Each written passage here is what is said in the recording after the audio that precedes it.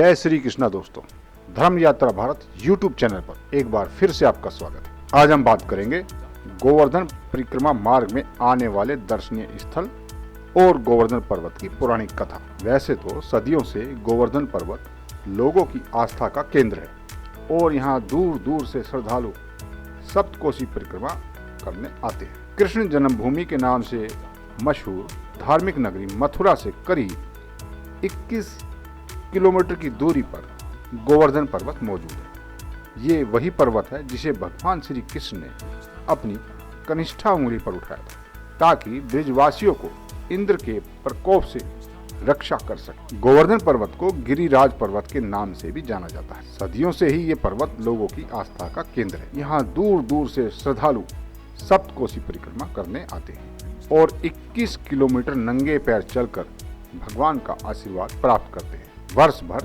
परिक्रमा का सिलसिला अनवर्ष चलता रहता है। आइए जानते हैं गोवर्धन परिक्रमा के दौरान पड़ने वाले प्रमुख धार्मिक स्थलों के बारे में। परिक्रमा करते हुए यात्री राधे राधे बोलते हैं, जिसके कारण सारा वातावरण राधामय हो जाता है। साधारण रूप से परिक्रमा करने में 5 से 6 घंटे का समय लगता है, परंतु दंडवत परिक्रमा करने वाले को 1 हफ्ता लग जाता है। दंडवत परिक्रमा करने वाले लेटकर परिक्रमा करते हैं और जहां पर विश्राम लेना होता है वहां पर चिन्ह लगा देते हैं।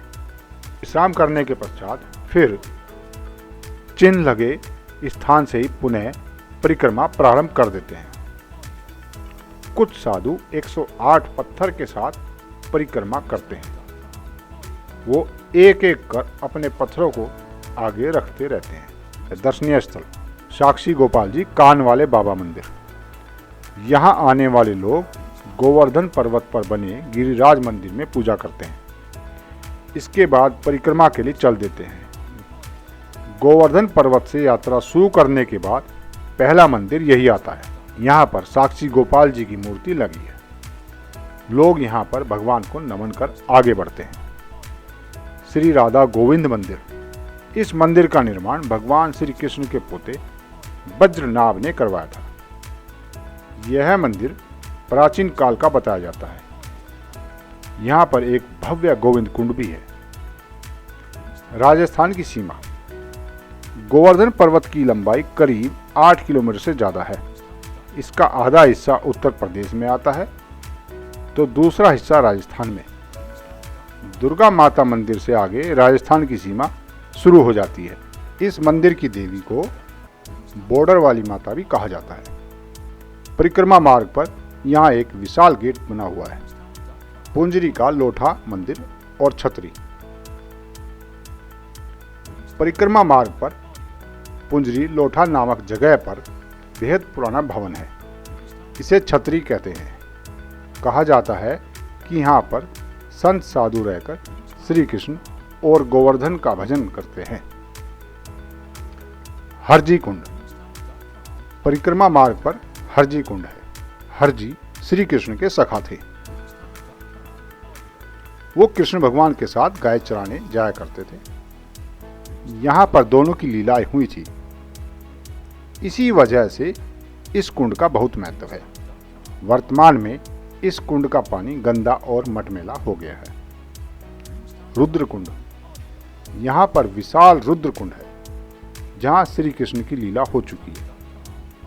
बाद में यहाँ पर अवैध कब्जा हो गया था। इलाहाबाद उच्च न्यायालय के आदेश पर अवैध कब्जा हटा दिया गया। इसके बाद इस कुंड का निर्माण फिर से किया गया है। यहाँ राधा कृष्ण का मंदिर है। इस मंदिर में परंपरा के तहत आश्रम संत सेवा काफी सालों से चल रहा है। हनुमान जी का पंचमुखी रूप। मंदिर के साथ साथ यहाँ पर आश्रम भी बना हुआ है और अखंड रामायण का पाठ चलता रहता है।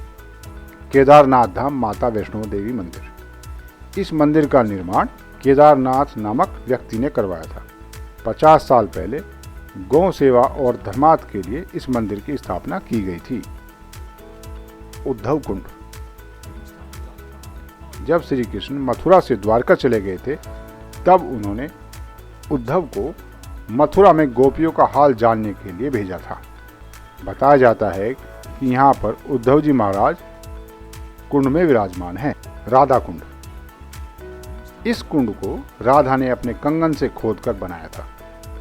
मान्यता है कि राधा कुंड और श्याम कुंड में नहाने से गौ हत्या का पाप खत्म हो जाता है।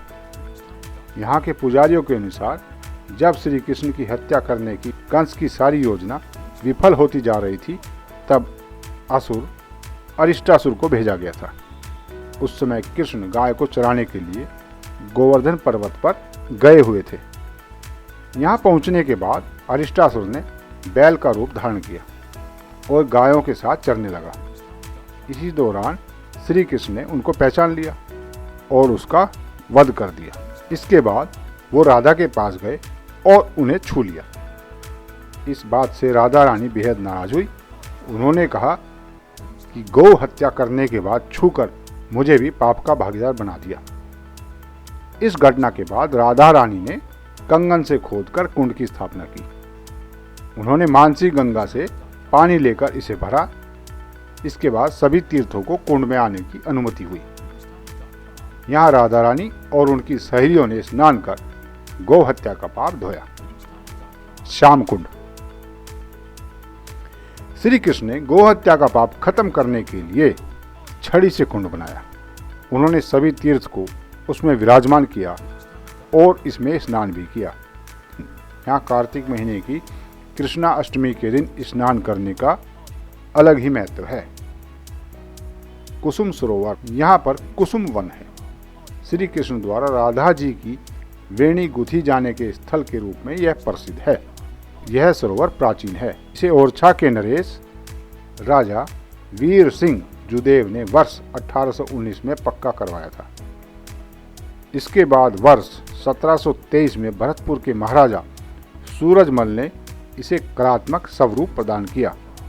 उनके पुत्र महाराजा जवाहर सिंह ने वर्ष 1767 में यहाँ पर कई छत्रियों का निर्माण करवाया था। श्याम कुटी। यह स्थल प्राचीन काल का है। यहाँ पर श्री कृष्ण ने लीलाएं की थी। वर्तमान में यहाँ का नज़ारा उजड़ा सा लगता है। अब यहाँ पर वृक्षारोपण और सौंदर्यीकरण का काम भी करवाया गया है। मानसी गंगा मंदिर। इस मंदिर में मानसी गंगा की प्रतिमा है और श्री कृष्ण के स्वरूपों की भी पूजा होती है। मान्यता है कि जब गोवर्धन पर्वत का अभिषेक हो रहा था, तब उस वक्त गंगा के लिए पानी की आवश्यकता हुई। तब सभी चिंता में पड़ गए कि इतना गंगा जल कैसे लाया जाए। इस दौरान भगवान ने अपने मन से गंगा को गोवर्धन पर्वत पर उतार दिया। इसके बाद से ही इसे मानसी गंगा कहते हैं। पहले यह 6 किलोमीटर लंबी गंगा हुआ करती थी, लेकिन अब यह सिमटकर कुछ ही दूरी में रह गई है। मंदिर गिरिराज जी। यहाँ पर गिरिराज गोवर्धन पर्वत का मंदिर है। इसमें निरंतर पूजा चलती रहती है। मंदिर के अंदर एक विशाल कुंड बना हुआ है, जिसमें गोवर्धन पर्वत का स्वरूप रखा है। गोवर्धन पर्वत की पौराणिक कथा। भगवान कृष्ण के पिता नंद महाराज ने एक बार अपने भाई उपनंद से पूछा कि गोवर्धन पर्वत वृंदावन की पवित्र धरती पर कैसे आया। तब उपनंद ने कहा, प्राचीन काल में पर्वतराज ओरोंकल की पत्नी सलमनी द्वीप ने गोवर्धन नाम के पुत्र को जन्म दिया। गोवर्धन के जन्म के समय आसमान से सभी देवी देवताओं ने फूलों की वर्षा की और अप्सराओं ने नृत्य किया। सभी ने मंगल गान और बधाई गीत गाए। सभी ने उसे गौलोक वृंदावन के मस्तिष्क पर अवतरित हुआ अनमोल रतन कहा। कुछ समय पश्चात सतयुग के प्रारंभ में परम ज्ञानी पुलस्त्य मुनि ने सलमनी द्वीप का भ्रमण किया। उन्होंने वहां पर गोवर्धन पर्वत को देखा, जो कि विसर्पी पौधे, फूल, नदियों, गुफाओं और चूं चूं करते हुए पक्षियों के कारण अति सुंदर लग रहा था। उसे देखकर उसके मन में कपट आ गया। वो ओरोंकल से मिलने के लिए आए। ओरोंकल ने उनका सम्मान किया और अपने आप को उनकी सेवा में समर्पित कर दिया। पुलस्त्य मुनि ने ओरोंकल से कहा कि वो कली से आए हैं, जो कि एक पवित्र स्थल है। यह गंगा के किनारे पर स्थित है। परंतु वहां पर कोई भी सुंदर पर्वत नहीं है। फिर उन्होंने कहा, राजन, तुम गोवर्धन को मुझे दे दो। यह सुनने के बाद औरंकल ने मुनि से प्रार्थना की कि हे मान्यवर, यह ना मांगो, इसके बदले कुछ भी मांग लो, मैं दे दूंगा। मुनि ने कहा, राजन, तुम हमारी आज्ञा का उल्लंघन कर रहे हो। मुनि की यह बात सुनकर राजा रोने लगे। राजा गोवर्धन से अपनी जुदाई को सहन नहीं कर पा रहे थे। यह सब बातें गोवर्धन सुन रहे थे। उन्होंने कहा, महर्षि, आप मुझे कैसे कली तक लेकर जाएंगे? मुनि ने कहा, मैं तुम्हें अपने दाएं हाथ पर रख कर लेकर जाऊंगा। गोवर्धन ने कहा, मुनिराज, मैं आपके साथ चलूंगा, परंतु एक शर्त है। गोवर्धन ने कहा कि आप मुझे ले जाते समय जहां भी रख देंगे, मैं वहीं पर स्थिर हो जाऊंगा, उससे आगे नहीं जाऊंगा। मुनि गोवर्धन की शर्त मान गए। मुनि ने गोवर्धन को अपने दाएं हाथ पर रख लिया और कली के लिए चल दिए। जब वो ब्रिज की ओर से गुजरे, गोवर्धन को अनुभव हुआ कि जरूर यह कोई पवित्र स्थल है। उनके मन में विचार आया कि वो यहीं रुक जाएं, परंतु वो अपने वचन के कारण विवश थे। तभी पुलस्त्य मुनि के अंदर एक प्राकृतिक अनुभव आया और वो ध्यान मुद्रा में जाने लगे। फिर क्या था, गोवर्धन वहीं पर स्थिर हो गए। अब मुनि ने अपनी साधना समाप्त की और वो गोवर्धन को अपने साथ ले जाने लगे। तब गोवर्धन ने अपनी शर्त याद दिलाई और कहा, मुनिराज, आप अपने वचनानुसार मुझे और आगे नहीं ले जा सकते। यह वचन सुनकर मुनि क्रोधित हो गए और गोवर्धन को श्राप दिया और कहा, तुम प्रतिदिन एक तिल नीचे धरती में धंसते चले जाओगे। इस श्राप के कारण गोवर्धन एक एक तिल नीचे धंसते जा रहे हैं। जब सतयुग में गोवर्धन धरती पर आए, वे 8 योजन लंबे, 5 योजन चौड़े और 2 योजन ऊंचे थे। उनको मिले श्राप के कारण कहा जाता है कि कलयुग के 10,000 वर्ष पूरे हो जाने पर गोवर्धन पूरी तरह से धरती में समाहित हो जाएंगे। एक अन्य पौराणिक कथा भी गोवर्धन के बारे में प्रचलित है। इसके अनुसार गोवर्धन को त्रेता युग का माना जाता है। रावण से सीता को छुड़ाने के लिए राम को लंका पर चढ़ाई करना आवश्यक था। उसके लिए विशाल समुद्र को पार करने के लिए उन्हें सेतु बनाने की आवश्यकता पड़ी। सेतु बनाने के लिए उन्होंने अपनी वानर सेना को पत्थरों की खोज में भेजा। हनुमान पत्थर लेने के लिए हिमालय पर गए और वहां से गोवर्धन पर्वत को अपने साथ लाने लगे। तभी उन्हें सूचना मिली कि सेतु निर्माण का कार्य पूरा हो चुका है। उस समय हनुमान ब्रिज से गुजर रहे थे। उन्होंने गोवर्धन को वहीं पर छोड़ दिया। तब गोवर्धन पर्वत ने हनुमान से कहा कि भगवान, मुझसे क्या गलती हो गई जो आप मुझे नहीं ले जा रहे हो। यह कहकर गोवर्धन रोने लगे। तभी हनुमान ने भगवान राम का ध्यान किया और यह सब कथा विस्तार से कही। फिर उत्तर में भगवान राम ने कहा कि गोवर्धन से कहो कि जब हम द्वापर युग में कृष्ण के रूप में अवतार लेंगे तो 7 दिन और 7 रातों तक हम उसे अपनी उंगली पर धारण करेंगे। तभी से गोवर्धन की पूजा मेरे रूप में होने लगेगी।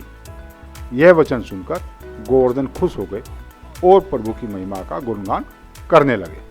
तो बोलिए गोवर्धन महाराज की जय, श्री कृष्ण भगवान की जय। जय श्री कृष्ण। राधे राधे।